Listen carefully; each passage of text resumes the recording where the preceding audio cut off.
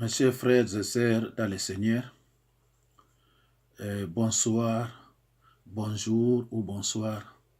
Cela dépend de l'heure à laquelle vous me suivez dans vos écrans. Pour ceux qui ne me connaissent pas, je suis le révérend pasteur Jacques Dinabanza. Actuellement, par la grâce de Dieu, je suis en bonne santé et j'habite Paris. Mes chers frères et sœurs dans le Seigneur, si je suis devant vous, c'est pour vous annoncer la bonne nouvelle. Et la bonne nouvelle de l'évangile que je vais vous annoncer est intitulée « Charge-toi de ta croix ». Jésus-Christ s'est chargé de sa croix, mes chers frères et sœurs dans le Seigneur.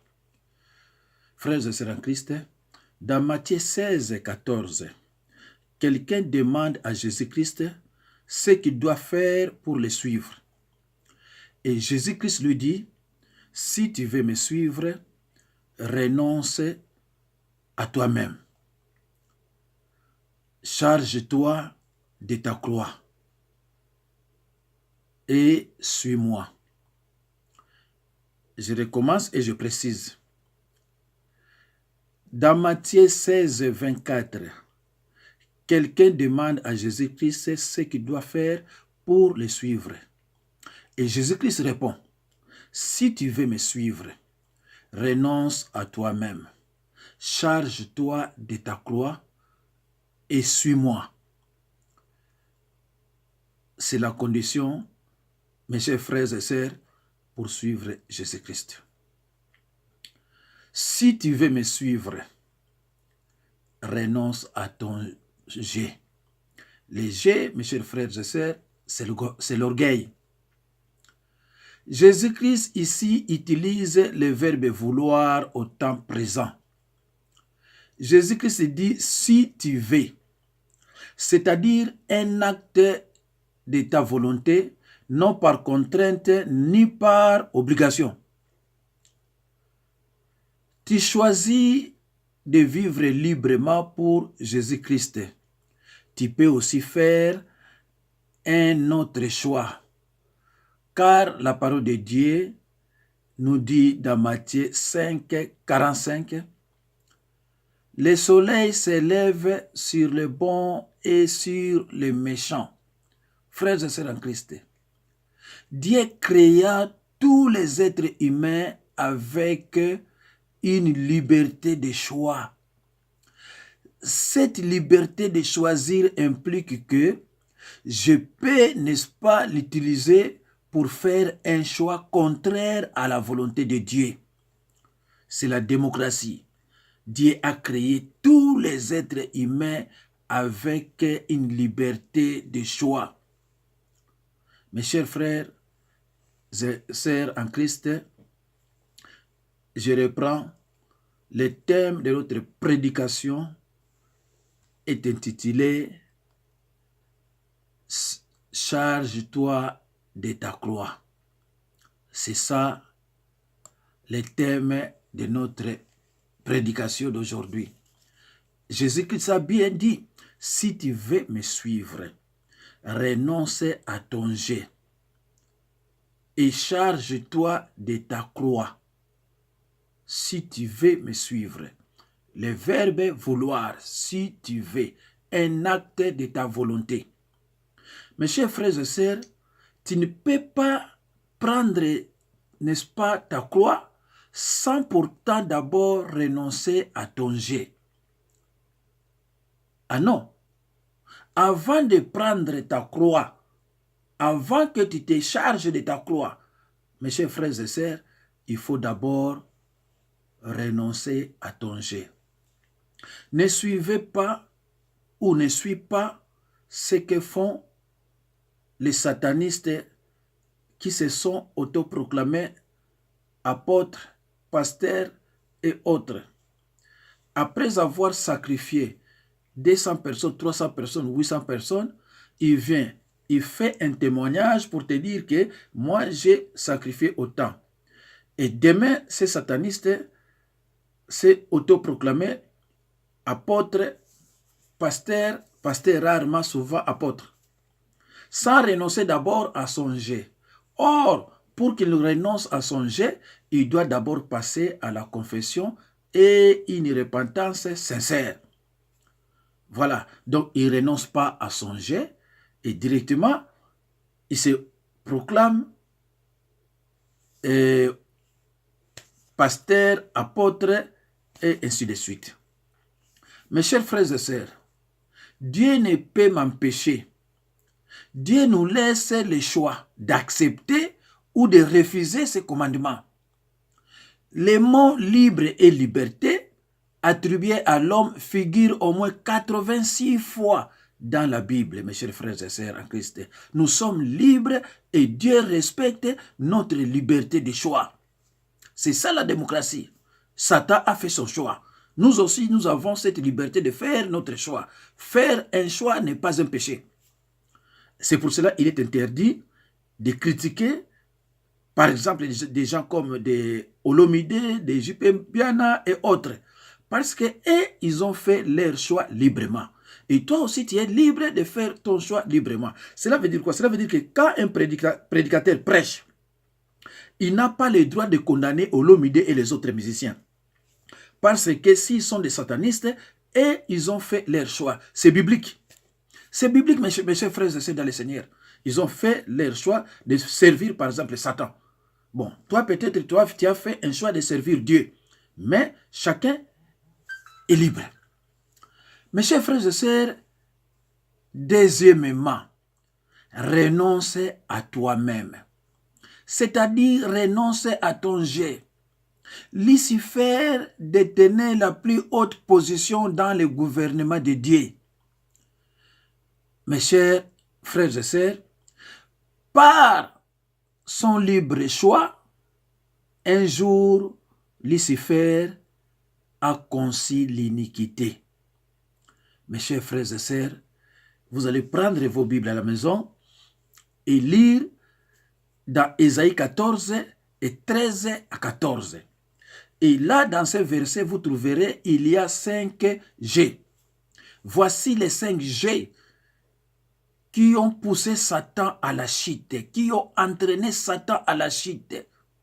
Satan possédait cette liberté de choix pour ne pas tomber à la chute ou empêcher ta délivrance. Jésus-Christ nous dit de renoncer d'abord à toi-même, c'est-à-dire de renoncer à ton jet. Le jet, c'est l'orgueil. C'est l'orgueil, c'est le jet, mes chers frères et sœurs, qui a entraîné, n'est-ce pas, Satan à la chute. L'orgueil, c'est quoi? Moi, j'ai mes voitures, toi, tu n'as rien. Ah, toi, tu n'as rien. Toi, tu n'as pas un diplôme universitaire, mais moi, j'en ai. Et toi, tu gagnes combien? Toi, tu gagnes 500 €. Moi, je gagne 4000 €. Les jets, c'est ça. Les jets, l'orgueil. Et Jésus-Christ a dit, renonce d'abord à ton jet. Renonce d'abord à ton orgueil si tu veux me suivre.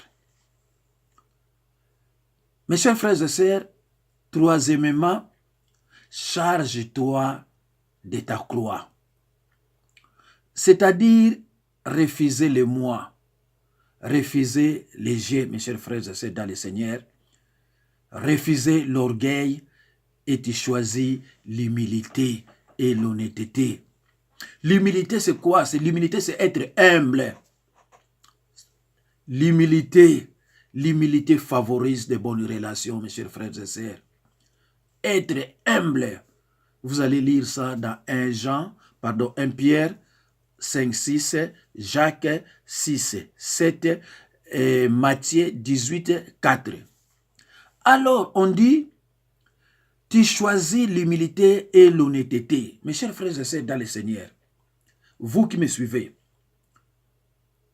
l'honnêteté, sois honnête avec toi-même et sois honnête avec Dieu. Un manque d'honnêteté gardera dans les ténèbres certaines zones de ta vie.